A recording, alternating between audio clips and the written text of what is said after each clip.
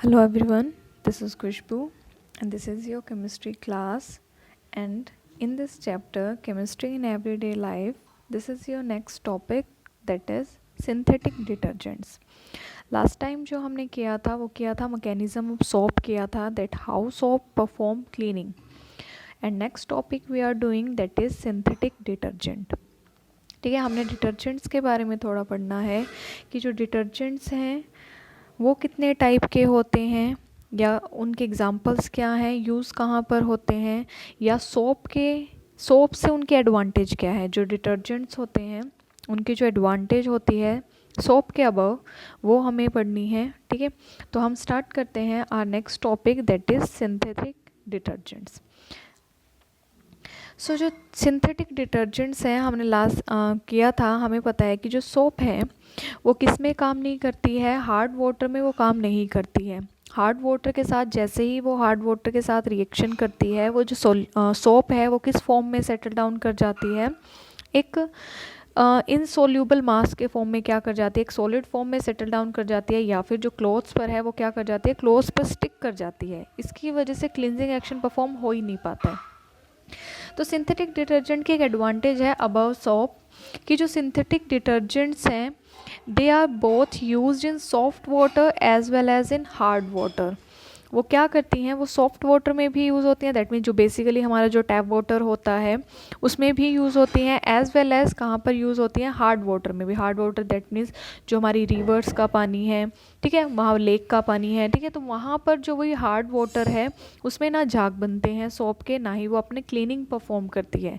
लेकिन जो डिटर्जेंट्स हैं वहाँ पर अपनी क्लीनिंग परफॉर्म कर सकते हैं. दैट इज़ वाई इसकी एक एडवांटेज रहेगी सिंथेटिक डिटर्जेंट्स की. ठीक है, तो सिंथेटिक डिटर्जेंट्स एक मेन डिफरेंस बस यही है, दोनों का काम ही क्लीनिंग करना है, लेकिन दोनों में मेन डिफरेंस सिर्फ इतना ही है कि जो सिंथेटिक डिटर्जेंट्स हैं वो सॉफ्ट वाटर में भी यूज़ होता है as well as in hard water. जो सिंथेटिक डिटर्जेंट्स हैं वो 3 टाइप्स के होते हैं. First is anionic detergent, second is cationic detergent, third is non ionic detergents. ठीक है, तो पहले ही मैं इनका थोड़ा बहुत मीनिंग तुम्हें बता देती हूँ. What is anionic, what is केटाइनिक and the what is non ionic. Anionic का हमें पता है कि एनाइनिक का मतलब नेगेटिव चार्ज की हम बात करें. कैटाइनिक का मतलब दैट मीन्स हम किसकी बात कर रहे हैं, पॉजिटिव चार्ज की. नॉन आयनिक का मतलब कोई भी चार्ज ना हो, ना ही पॉजिटिव चार्ज हो ना ही नेगेटिव चार्ज हो. तो एनाइनिक डिटर्जेंट्स इस तरह के डिटर्जेंट्स होते हैं जिसमें क्लीनिंग कौन से पार्ट की, डिटर्जेंट के कौन से पार्ट की वजह से परफॉर्म होती है, एनाइनिक पार्ट की वजह से. दैट मीन्स जो नेगेटिव पार्ट की वजह से जो क्लीनिंग परफॉर्म होती है, ऐसे डिटर्जेंट्स को हम क्या बोलते हैं, एनाइनिक डिटर्जेंट्स. ऐसे ही कैटाइनिक डिटर्जेंट्स क्या होते हैं, जिसमें जो क्लीनिंग है वो कौन से पार्ट की, डिटर्जेंट के कौन से पार्ट की वजह से परफॉर्म होती है, पॉजिटिव पार्ट की वजह से, केटाइन की वजह से जो परफॉर्म होती है उसको हम क्या बोलते हैं, केटाइनिक डिटर्जेंट्स. और नॉन आयनिक डिटर्जेंट्स क्या होते हैं, मेनली ये एस्टर्स होते हैं, ज़्यादातर ये क्या होते हैं, एस्टर्स. इसमें ना कोई पार्ट पॉजिटिव होता है ना ही कोई पार्ट नेगेटिव होता है. तो इसमें जो होल क्लीनिंग है वो उसी की वजह से परफॉर्म होती है, पूरे कंपाउंड की वजह से परफॉर्म होती है. ना ही उसमें पॉजिटिव आयन रिस्पॉन्सिबल होता है ना ही नेगेटिव आयन रिस्पॉन्सिबल होता है, क्योंकि उसमें आयन्स होते ही नहीं है, ना पॉजिटिव होता है ना नेगेटिव होता है. ठीक है, तो नॉन आयनिक डिटर्जेंट्स हम उनको बोल देते हैं. आई थिंक ये क्लियर होगा. थोड़ा सा मैंने ऊपर ऊपर से बताया, इसके एग्जांपल्स भी हमने करने हैं. तो first we are going to discuss anionic detergents. So जो एनाइनिक डिटर्जेंट्स है, एक चीज़ मैं बता ही चुकी हूँ तुम्हें कि एनाइनिक डिटर्जेंट्स क्या होते हैं, जहाँ पर जो क्लीनिंग है वो किसकी वजह से परफॉर्म होती है, एनाइन की वजह से परफॉर्म होती है, उसको हम क्या बोलते हैं, एनाइनिक डिटर्जेंट्स. तो एनाइनिक डिटर्जेंट्स को प्रिपेयर कैसे कर सकते हैं, हम उनको कैसे प्रिपेयर कर सकते हैं, एज अ रिएक्टेंट या तो हम अल्कोहल लेके चलते हैं या फिर क्या लेके चलते हैं, हाइड्रोकार्बन. तो या तो अल्कोहल ले लेते हैं, अगर हम अल्कोहल लेते हैं तो ये प्रोडक्ट बन जाएगा, हाइड्रोकार्बन लेते हैं तो ये प्रोडक्ट बन जाएगा, लेकिन लास्ट में आके प्रोडक्ट क्या बनेगा, एनाइनिक डिटर्जेंट ही बनेगा. ठीक है, वो डिपेंड करता है कि हम रिएक्टेंट कैसा लेके चलें. तो एक बेसिकली एक प्रोसीजर है कि अगर हमें एनाइनिक डिटर्जेंट प्रिपेयर करना हो, इंडस्ट्रीज़ में जो एनाइनिक डिटर्जेंट प्रिपेयर होते हैं वो कैसे प्रिपेयर होते हैं, एज अ रिएक्टेंट क्या होते हैं, अल्कोहल होता है या फिर कोई हाइड्रोकार्बन होता है. हमें पता है हाइड्रोकार्बन्स क्या हो सकते हैं, एल्केन्स हो सकते हैं, एल्केन्स एल्काइंस हो सकते हैं, लेकिन जनरली क्या होते हैं, एल्केन्स होते हैं. दैट मीन्स इस तरह के कंपाउंड जो किसे कंटेन करते हो, हाइड्रोजन एंड कार्बन को कंटेन करते हो, उन्हें हम क्या बोलते हैं, हाइड्रोकार्बन्स. तो एज अ रिएक्टेंट हम किसे लेके चलते हैं, अल्कोहल या फिर हाइड्रोकार्बन को हम लेके चलते हैं। उनकी रिएक्शन किसके साथ करते हैं, हाइड्रोजन के साथ करते हैं। फर्स्टली किसकी फॉर्मेशन होती है, हाइड्रोजन सल्फेट या फिर सल्फोनिक एसिड की प्रिपरेशन होती है, ठीक है। और आफ्टर दैट उसकी रिएक्शन किसके साथ की जाती है, NaOH सोडियम हाइड्रोक्साइड एक्वस के साथ, दैट मीन सोडियम हाइड्रोक्साइड को पानी में डिसॉल्व किया हुआ है, इस तरह के सॉल्यूशन के साथ इस प्रोडक्ट की क्या की जाती है, रिएक्शन। तो क्या बन जाता है, एनायनिक डिटर्जेंट्स, ठीक है। तो एनायनिक डिटर्जेंट की एक डेफिनेशन है, ये किस तरह के सोल्ट होते हैं, सोडियम सोल्ट। क्यों, क्योंकि यहाँ पर लास्ट स्टेप में रिएक्शन किसके साथ होती है, सोडियम हाइड्रोक्साइड के साथ। तो लास्ट में आके क्या लग जाता है, कंपाउंड में सोडियम लग जाता है। तो एनायनिक डिटर्जेंट्स किस तरह के सोल्ट होते हैं, सोडियम सोल्ट होते हैं। सल्फोनेटेड लॉन्ग चेन अल्कोहल होता है या फिर लॉन्ग चेन कार्बन। हमें पता ही है कि जो सोप में एक बहुत बड़ी चेन कार्बन की होती है, तो एक लॉन्ग चेन होती है अल्कोहल की या फिर हाइड्रोकार्बन की, और उसके साथ क्या अटैच होता है, सोडियम सोल्ट। सोडियम सोल्ट का मतलब कि वहाँ पर सोडियम होगा और साथ में मतलब ये पार्ट प्रेजेंट होगा। बेसिकली हम किसकी बात करें, अगर हम सोडियम सोल्ट की हम बात करें तो इसका मतलब हम किसकी बात करें, हम इस चीज़ को बोल रहे हैं, COONA पार्ट को, ठीक है। तो सोडियम सोल्ट प्रेजेंट होगा, ठीक है। तो इसके बाद इसका एक एग्जांपल है, वो हम देख लेते हैं। जैसे कि हम एक लोराइल अल्कोहल हम लेके चले, उसका फॉर्मूला होता है CH3CH210 CH2OH। एक अल्कोहल हम लेके चले, उसकी रिएक्शन हमने किसके साथ की है, H2SO4। इसमें से किसका रिमूवल कर देना है, हमने वाटर का रिमूवल कर देना है। अब करो जरा वाटर का रिमूवल, H यहाँ से रिमूव होगा और OH यहाँ से H2SO4 से रिलीज होगा, ठीक है। तो जैसे ही H2SO4 में से अगर हम OH को हटाते हैं तो हम इसको कैसे लिख सकते हैं, HSO3। मैं इसको ऐसे लिख सकती हूँ ना, HSO3OH, मीनिंग तो सेम है, H2SO4 ही है। तो इस H2SO4 में से OH और इस अल्कोहल का H दोनों मिलके यहाँ से क्या रिमूव करते हैं, वाटर का रिमूवल करते हैं। तो जैसे यहाँ से H रिमूव हुआ, H2SO4 में से OH रिमूव हुआ, तो H2SO4 का कौन सा पार्ट बचा हुआ है, SO3H पार्ट बचा हुआ है। तो वो पार्ट किसके साथ जुड़ जाएगा, इस ऑक्सीजन के साथ जुड़ जाएगा। तो देखो CH3 CH210 CH2O, यहाँ पर क्या जुड़ गया है, SO3H पार्ट जुड़ गया है, ठीक है। अब जैसे ही ये बना, हमें इसकी रिएक्शन किसके साथ करनी है, NaOH के साथ करनी है, ठीक है। तो हम इसकी रिएक्शन किसके साथ करेंगे, फर्दर जो रिएक्शन अब हम स्टार्ट करेंगे, जैसे ही पहला जो स्टेप था, जो भी हम स्टार्टिंग में लेके चले, ये कंपाउंड हम लेके चले लोराइल अल्कोहल, उसकी रिएक्शन हमने किसके साथ की, H2SO4 के साथ। ये कंपाउंड प्रिपेयर हुआ, इस कंपाउंड की रिएक्शन फर्दर हमने किसके साथ करनी है, अभी हम करके हटे कि नेक्स्ट में हमने किसके साथ रिएक्शन करनी है, उसके साथ एक्वस NaOH। जैसे ही हम एक्वस NaOH के साथ रिएक्शन करते हैं, यहाँ पर क्या हो जाएगा, फिर से H2O बाहर निकल जाएगा, इसका H और इसका OH क्या रिमूवल कर देंगे, यहाँ से वाटर का रिमूवल कर देंगे। फिर से यहाँ से किसका रिमूवल हो जाएगा, वाटर का रिमूवल हो जाएगा।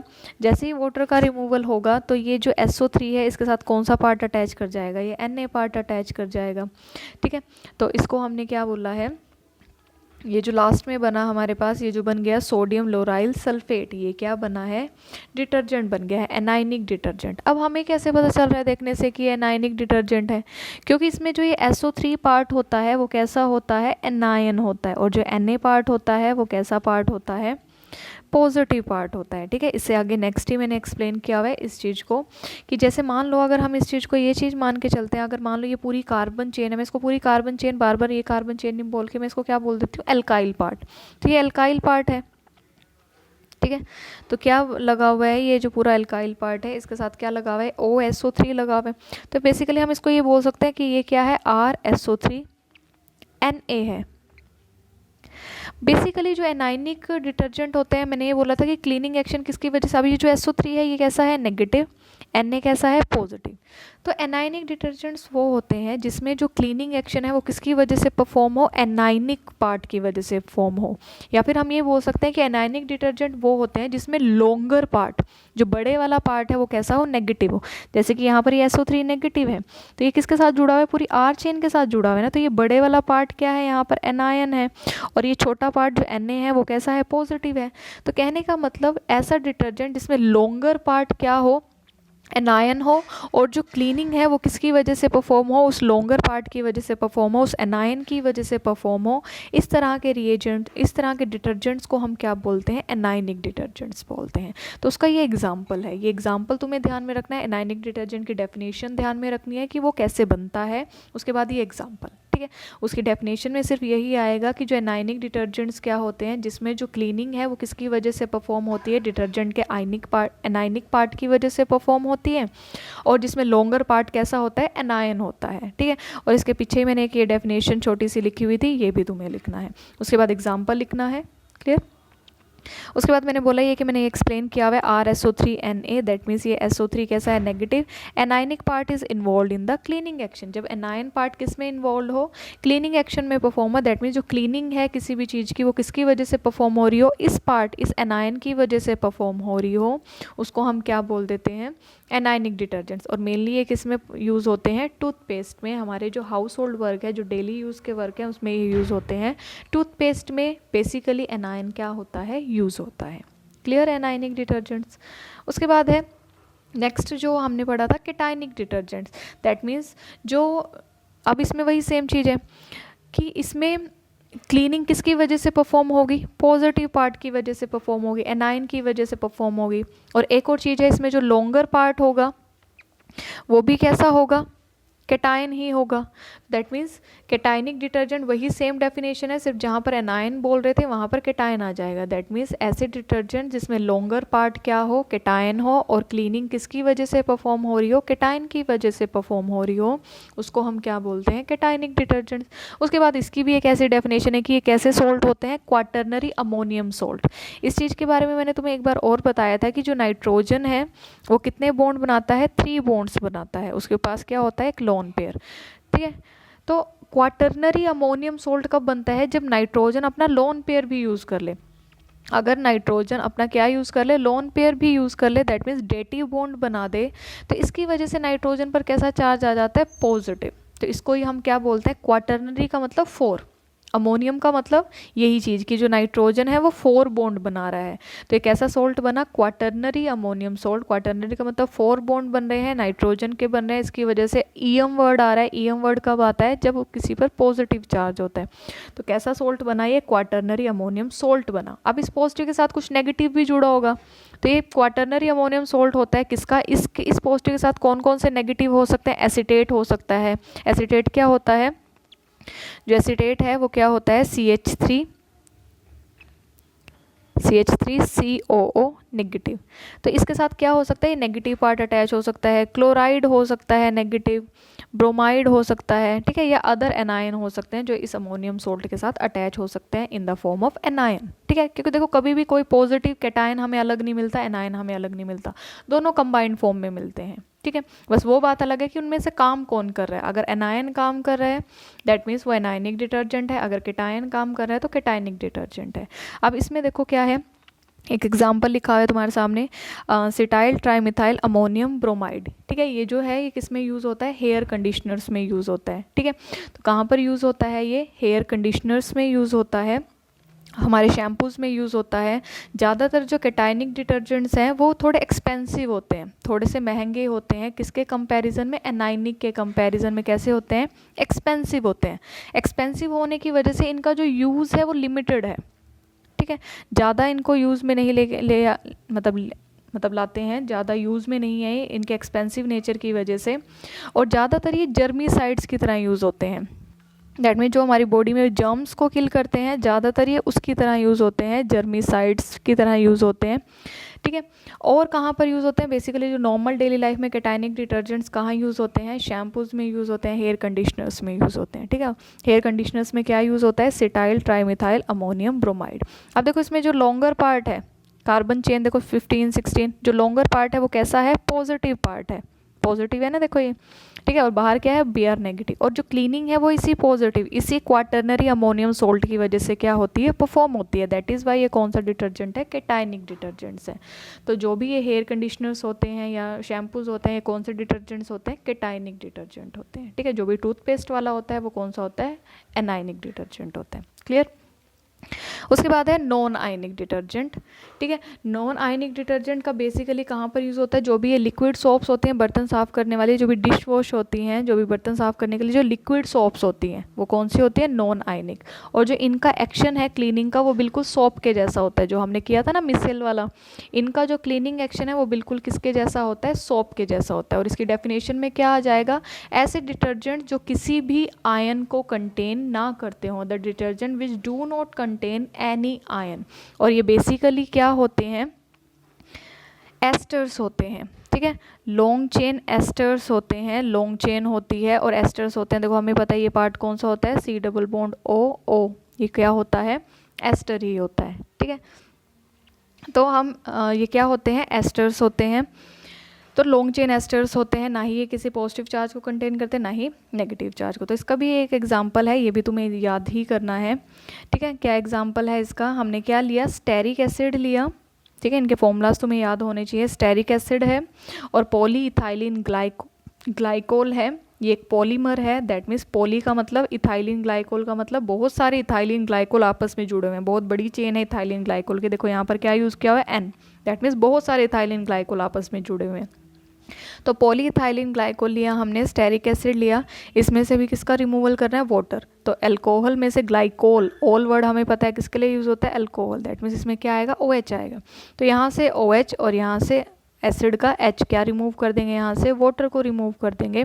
तो जैसे ही वाटर रिमूव हुआ, जस्ट हमने क्या करना है, ये H हटा देना है यहाँ से, ये H हटा देना है यहाँ से, और एक ये OH हटा देना है, ठीक है। बस ये हटाने के बाद जो फॉर्मूला बचेगा उनको ज्वाइन कर देना है। तो देखो क्या बचा, CH3, क्या बचा, CH3 CH2 6COO, तो आ गए यहाँ तक COO। उसके बाद ये H हट गया, OH हट गया, सीधा ये C पार्ट किसके साथ जुड़ जाएगा, इस पार्ट के साथ जुड़ जाएगा।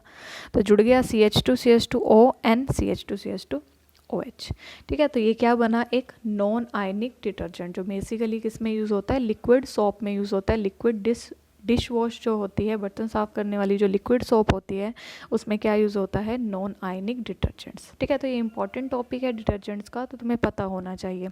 तो एक डिटर्जेंट की डेफिनेशन है, जस्ट ये तुम स्टार्टिंग में लिख सकते हो, ऐसा ज़रूरी नहीं है कि पढ़ लेना बस इसको, कि सिंथेटिक डिटर्जेंट्स होते क्या हैं। एक तो ये होते हैं कि वो सॉफ्ट वाटर और हार्ड वाटर दोनों में यूज़ हो जाते हैं, लेकिन होते क्या हैं, ठीक है, किस चीज़ से बने होते हैं, 3 टाइप हमने पढ़ लिए। तो ये तुम स्टार्टिंग में लिख सकते हो, सिंथेटिक डिटर्जेंट्स होते क्या हैं।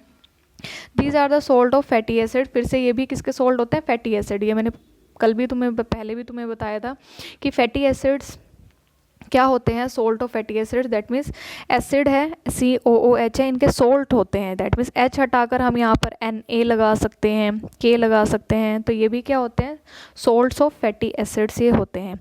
But are manufactured from material other than animal fats and vegetable oil.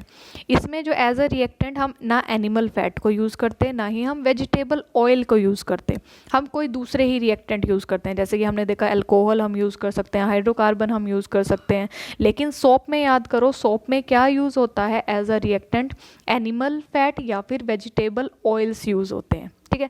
तो इसमें यही लिखा हुआ है कि सोप की तरह इसमें एनिमल फैट और वेजिटेबल ऑयल यूज़ नहीं होते हैं, इसमें क्या यूज़ होते हैं, कोई अदर ही रिएक्टेंट यूज़ होते हैं। एक एग्जाम्पल लिख दिया, sodium alkyl benzene sulphonate, they work even in hard water में यूज़ भी हो सकते हैं। Synthetic detergent have better cleansing action than soaps, इनका जो क्लींजिंग एक्शन है वो किससे बेटर होता है, सोप से बहुत ज़्यादा बेटर होता है, ठीक है। तो आज हमने कौन सा टॉपिक कवर किया है, सिंथेटिक डिटर्जेंट हमने कवर किया है, उसके टाइप हमने देखे हैं, सिंथेटिक डिटर्जेंट की हमने डेफिनेशंस देखे हैं, हर एक टाइप के यूज़ हमने देखा और हर एक टाइप के एग्जांपल्स हमने किए हैं, ठीक है। तो ये सब पढ़ो, इम्पॉर्टेंट टॉपिक है, CBSE इसको पूछ लेती है, ठीक है। तो नेक्स्ट वीडियो में हम करेंगे कि इनके बीच में डिफरेंस क्या है। एक मेन टॉपिक हम करेंगे बायोडिग्रेडेबल और नॉन बायोडिग्रेडेबल डिटर्जेंट्स क्या होते हैं, और सोप और डिटर्जेंट में डिफरेंस क्या है, ये हम नेक्स्ट वीडियो में कवर करेंगे। Okay, thank you so much.